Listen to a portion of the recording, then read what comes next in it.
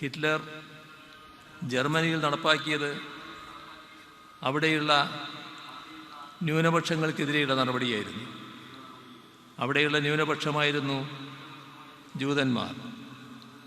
ആ ജൂതന്മാരെയും ബോൾഷെവിക്കുകളെയുമാണ് അവിടെ ആഭ്യന്തര ശത്രുക്കളായി ഹിറ്റ്ലർ രേഖപ്പെടുത്തിയത്.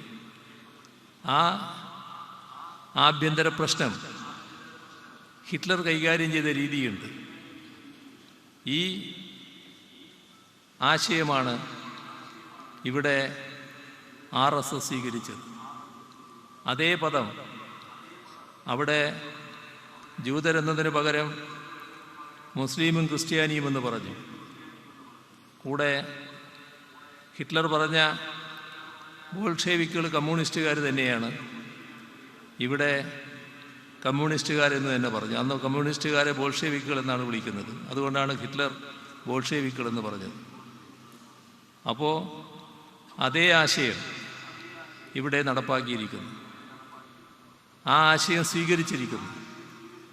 ആ ആശയം ഹിറ്റ്ലർ നടപ്പാക്കിയ രീതിയുണ്ട്.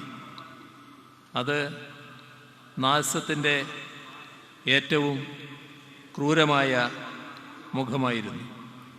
അതാണ് അവിടെയുള്ള ജൂതരെ കൂട്ടക്കൊല ചെയ്ത സംഭവം.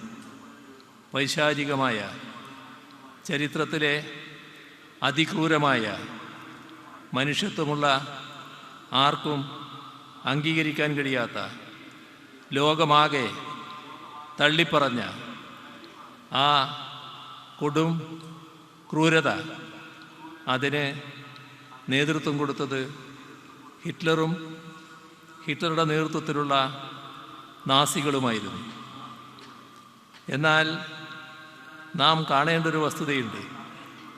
അതിനെ ലോകമാകെ തള്ളിപ്പറഞ്ഞെങ്കിൽ, തള്ളിപ്പറയാതെ അത് അനുകരണീയമായ മാതൃകയാണ് എന്ന് പറഞ്ഞ ഒരു കൂട്ടരുണ്ട്.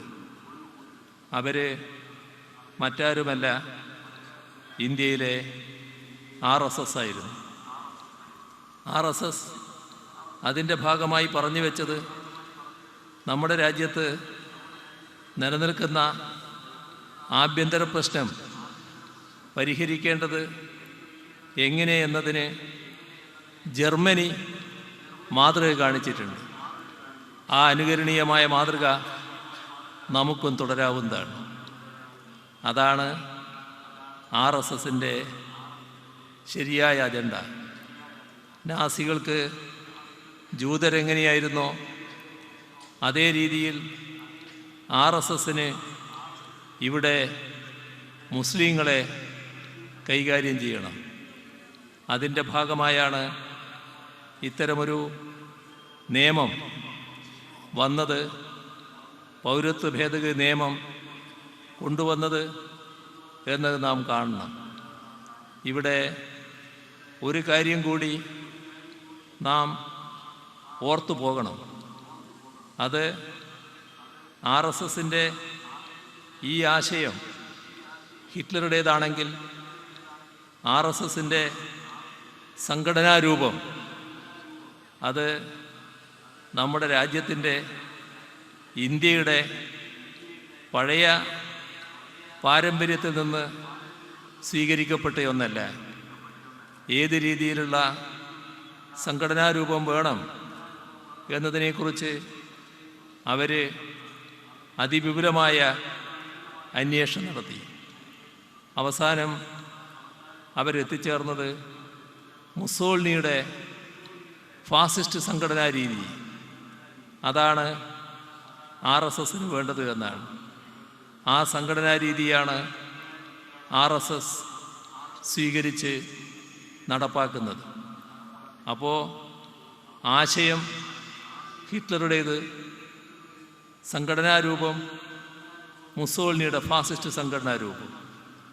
ഇതാണ് ഇന്ത്യയിലെ RSS എന്ന് നാം കാണണം.